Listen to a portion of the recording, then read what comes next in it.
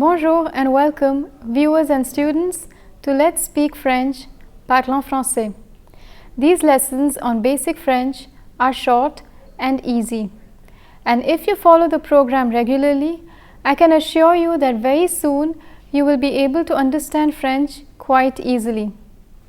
The previous session focused on indirect object pronouns known as COI or complément d'objet indirect.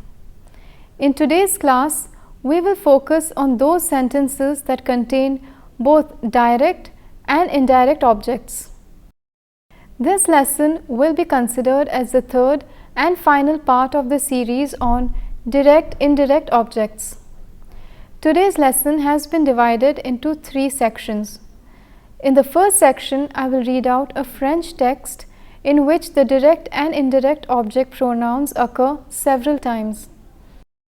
Then in the next section, I will explain the position of these object pronouns when a sentence has more than one object.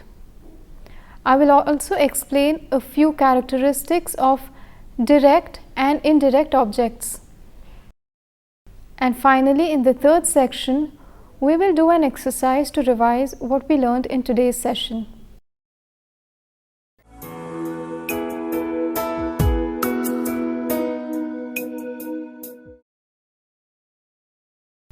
We'll begin the lesson with a French text. Charlotte's parents are expecting a second child and haven't yet told their daughter about it. They want to share the wonderful news with the entire family. So they organize a family dinner. Une réunion en famille. Mes parents sont très heureux, mais j'ignore pourquoi.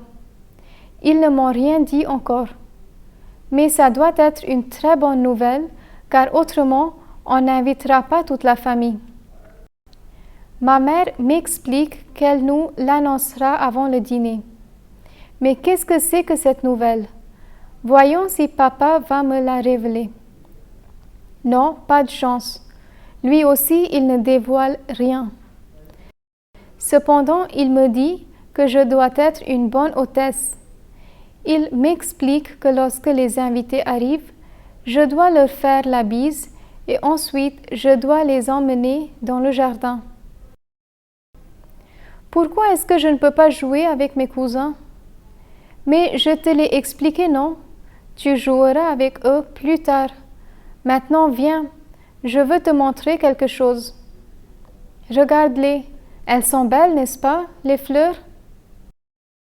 C'est pour moi? Non, ma chérie, c'est pour maman. Maman les a vues? Non, pas encore. Je vais les lui donner après l'annonce de la nouvelle. T'inquiète pas, ma petite, j'ai quelque chose pour toi aussi. Je te la donnerai le soir. Le soir, lorsqu'on est tous à table, papa nous annonce qu'il a une merveilleuse nouvelle. Tous le regardent avec anticipation. Élise est enceinte. On va avoir un bébé. Toute la famille applaudit. On est tous heureux. J'aurai un petit frère ou une petite sœur. Ah, quel bonheur! Ma cousine me donne un coup de coude et s'exclame. Je te l'avais dit, non? Oh, arrête, Amélie. Tu m'avais aussi dit que papa a peut-être gagné au loto ou qu'il a obtenu une promotion. So this was a short text where the direct and indirect object pronouns have been used several times. In the next section, I will explain to you all about these pronouns.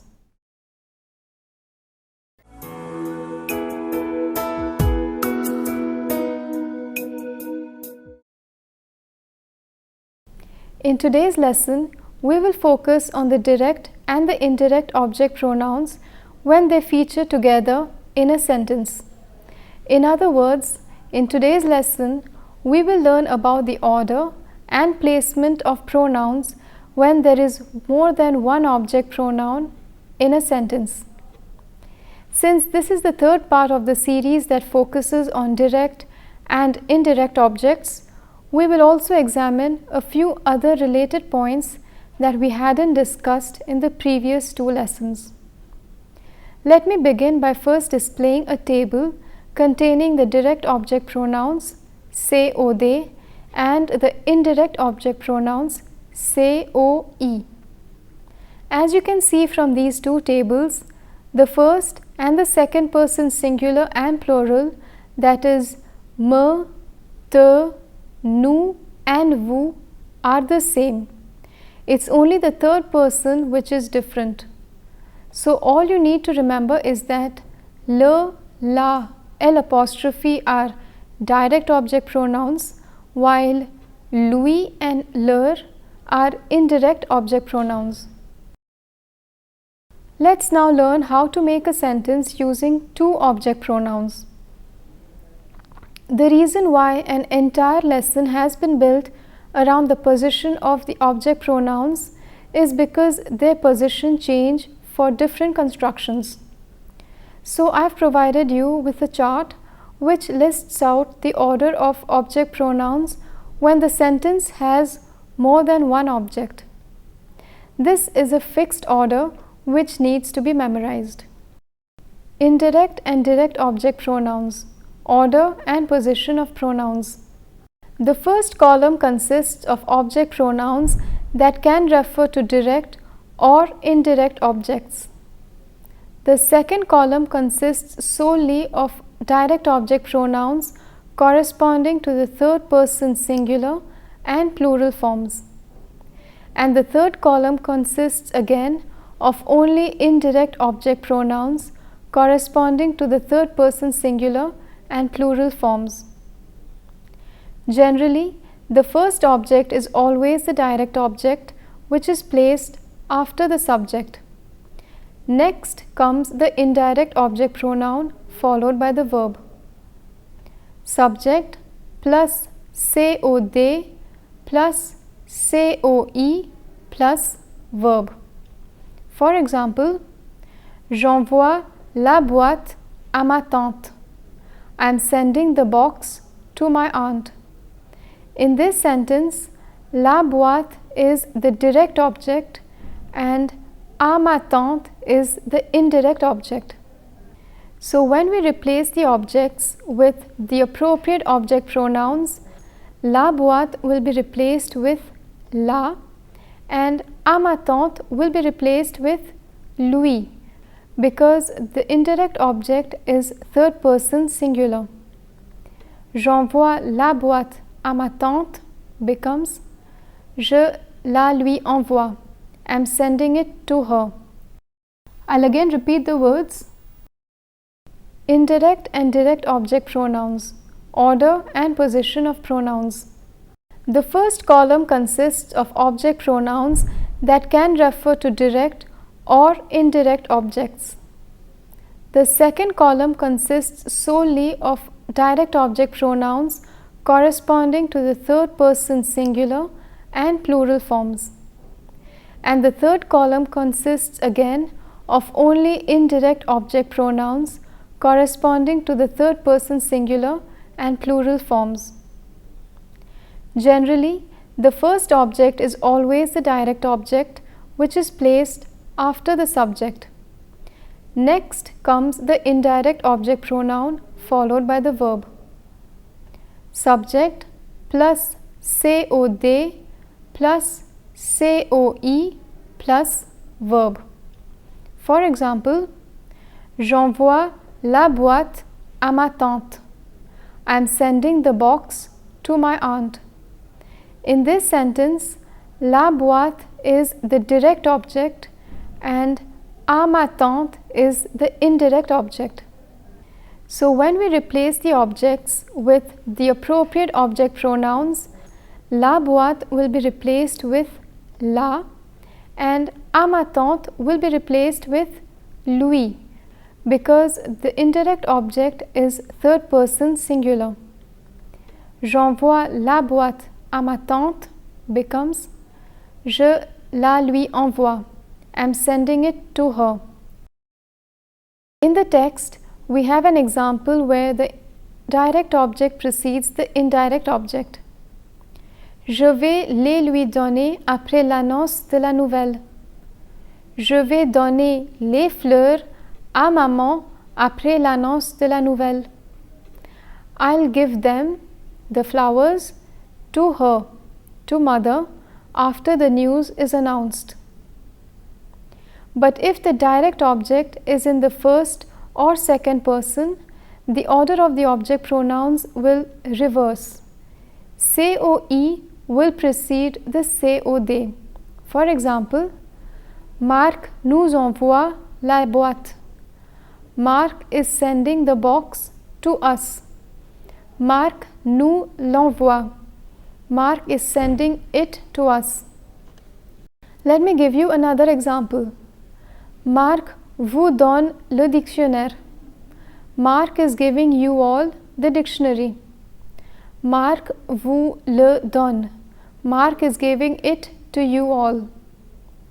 In the text, we have an example where the indirect object precedes the direct object. Voyons si papa va me la révéler.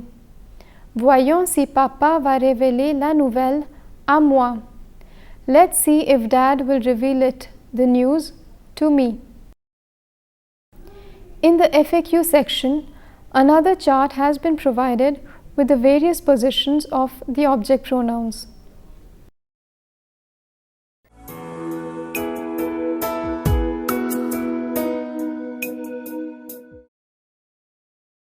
Now let me show you some characteristics about the object pronouns which we hadn't studied earlier.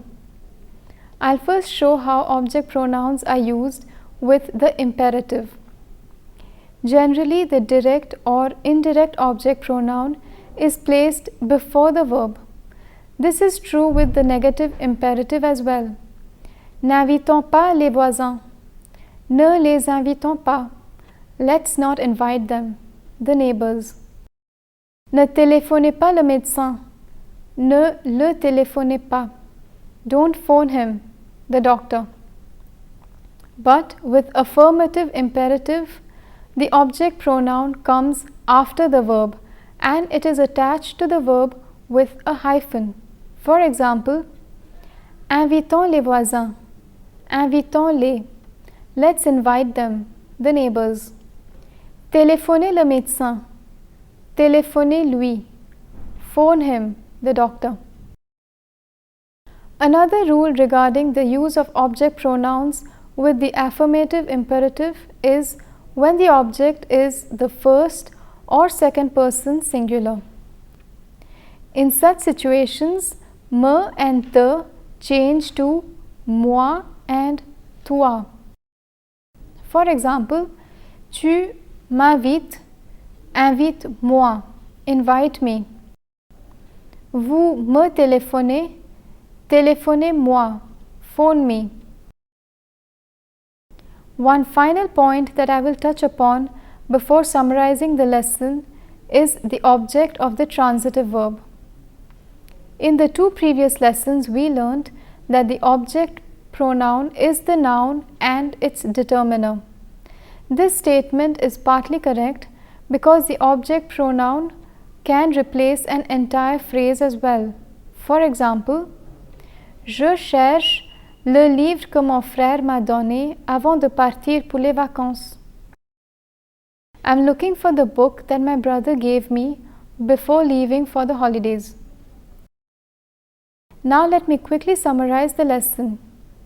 When a sentence has more than one object, the object pronouns need to follow a fixed order. For all the tenses except the imperative mood, the direct object precedes the indirect object. But if the direct object is in the first or second person, the order of the object pronouns will reverse. The indirect object pronoun will precede the direct object pronoun. When the object pronoun is used with the affirmative imperative, the object pronoun comes after the verb and it is attached to the verb with a hyphen. Additionally, when the object is the first or second person singular, me and te change to moi and toi in the affirmative imperative.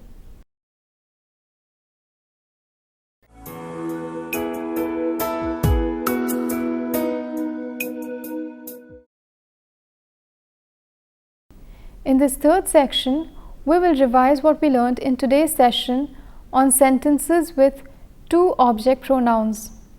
A short exercise has been provided. We need to replace the two objects with the appropriate object pronouns and make whatever changes may be necessary. Je rends les cahiers aux étudiants. The direct object is les cahiers and it can be replaced by les. The indirect object is aux étudiants and it can be replaced by leur. Since the direct object corresponds to the third person, it precedes the indirect object. Hence, the answer is Je les leur rends. This sentence translates as I return them, the students, the notebooks.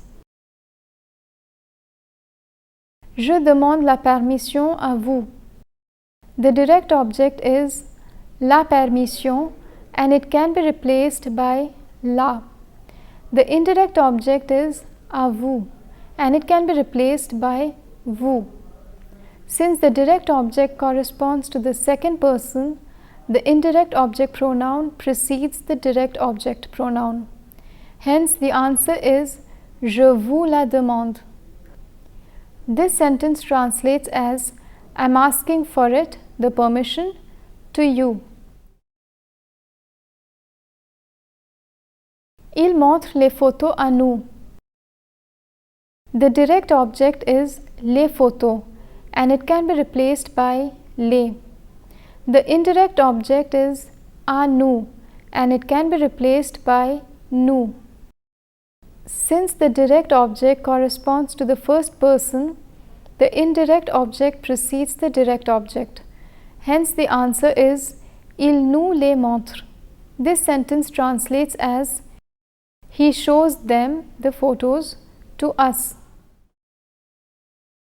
Vous dites la vérité à votre mère.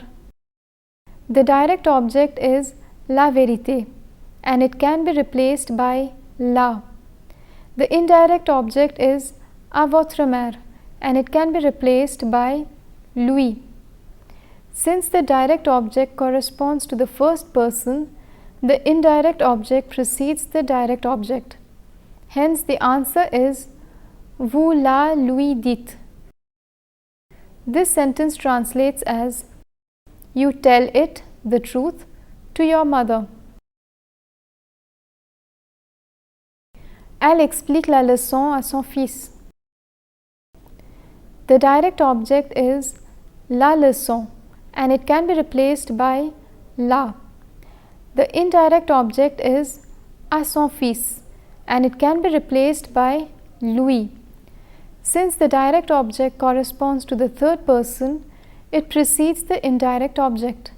Hence, the answer is Elle la lui explique. This sentence translates as She explains it, the lesson, to him, her son.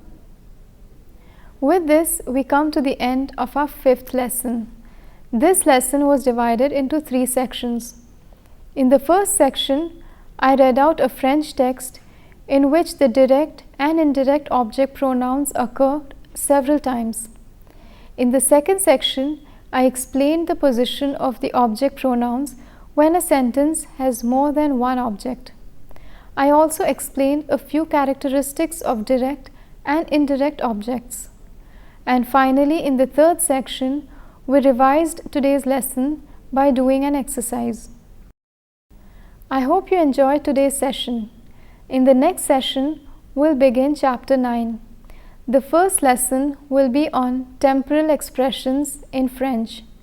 I hope to see you in the next session. Thank you and à bientôt. See you soon.